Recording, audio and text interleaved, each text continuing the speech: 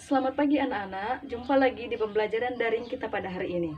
Nah, perkenalkan, saya Erna Ningsi, saya mahasiswa Universitas Islam Ogan Komering Ilir, Kayu Agung. Baiklah, apakah sudah hadir semua? Baik, jika sudah hadir, alangkah lebih baiknya sebelum kita memulai pembelajaran kita pada hari ini, kita berdoa terlebih dahulu. Berdoa, mulai. Berdoa, selesai. Baik, untuk membuka pembelajaran kita pada hari ini, marilah sama-sama kita mengucapkan Al-Basmalah. Bismillahirrahmanirrahim.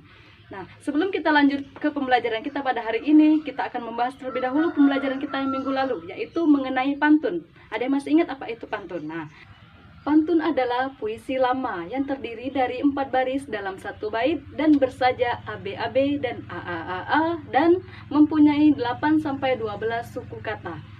Untuk materi berikutnya kita akan membahas 4 hal mengenai puisi. Yang pertama, pengertian puisi. Kedua, ciri-ciri puisi. Ketiga, jenis-jenis puisi. Dan yang keempat, struktur pembangun dalam puisi. Selanjutnya, pengertian puisi. Puisi adalah karya sastra yang dipadatkan, dipersingkat, diberi irama dengan bunyi yang padu, dan dipilihlah kata-kata kias. Maksud kata kias ialah kata makna yang bukan sebenarnya. Puisi juga merupakan hasil karya sastra yang disusun dengan menggunakan kata-kata sederhana yang imajinatif sesuai dengan struktur fisik dan batin.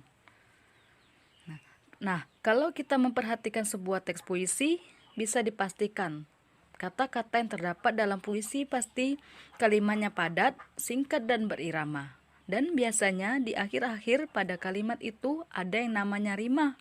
Dan kalau dibacakan menimbulkan irama tersendiri atau bunyi-bunyi yang padu. Nah, itulah yang dinamakan ciri khas dalam puisi.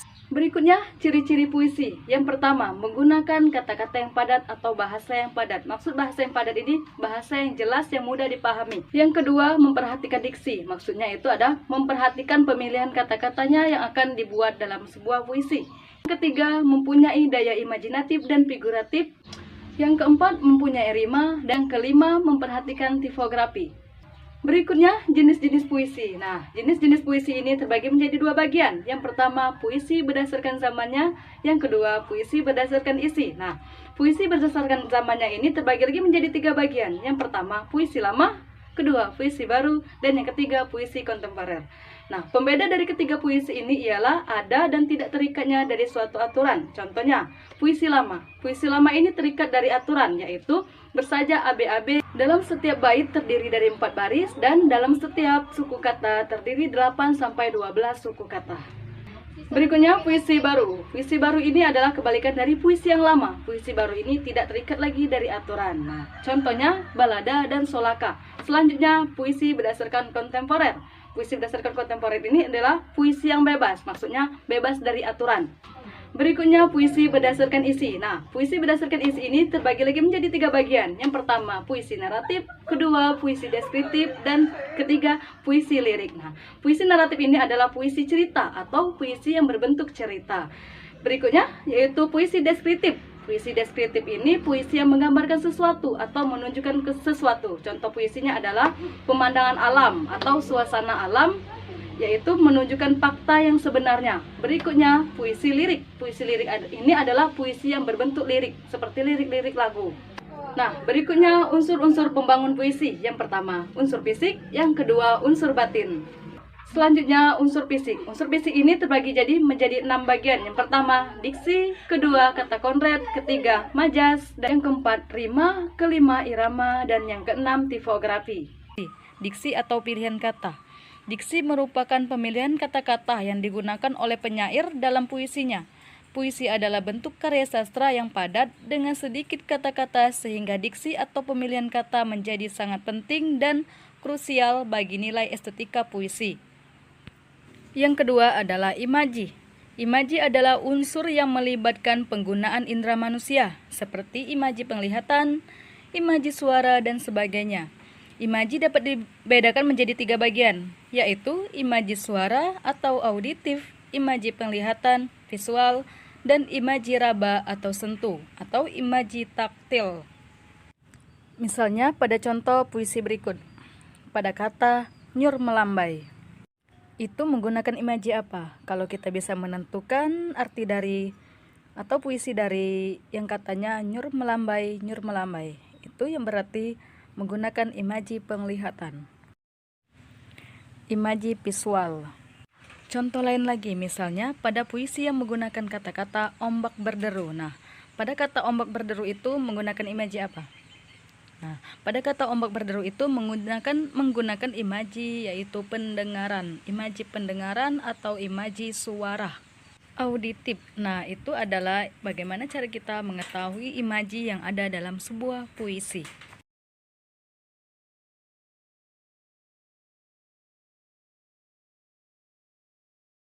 Selanjutnya, kata konkret.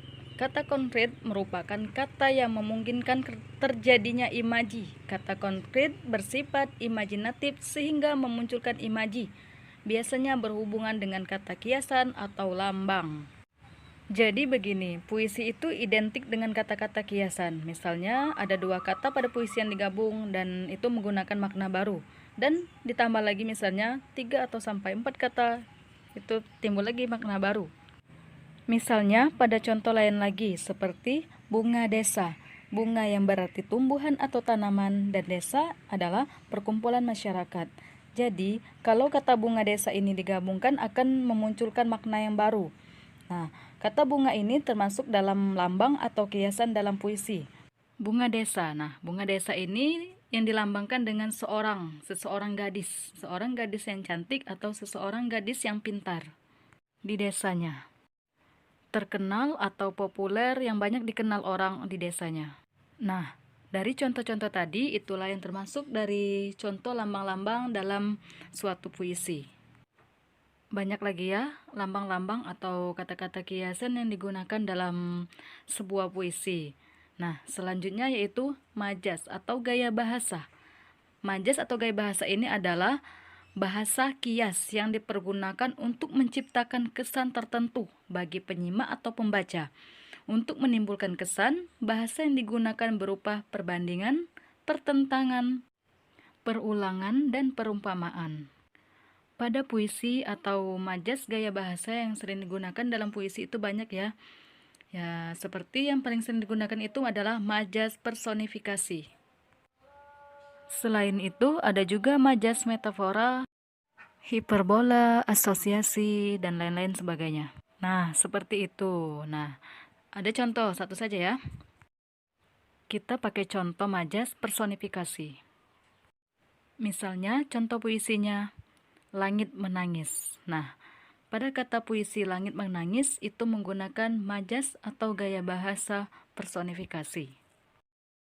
Apa itu majas personifikasi? Nah, majas personifikasi ini adalah majas yang menghidupkan suatu benda mati atau seolah-olah menggambarkan benda mati itu hidup.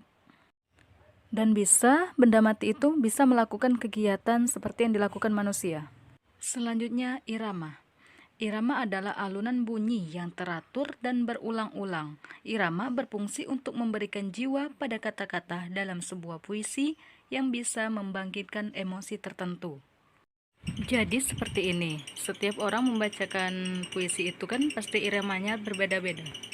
Yang terakhir yaitu tipografi. Tipografi atau perwajahan adalah bentuk puisi yang dipenuhi dengan kata, tepi kiri, kanan, dan tidak memiliki pengaturan baris. Biasanya pada baris puisi tidak selalu diawali huruf besar atau kapital, serta tidak diakhiri dengan tanda titik.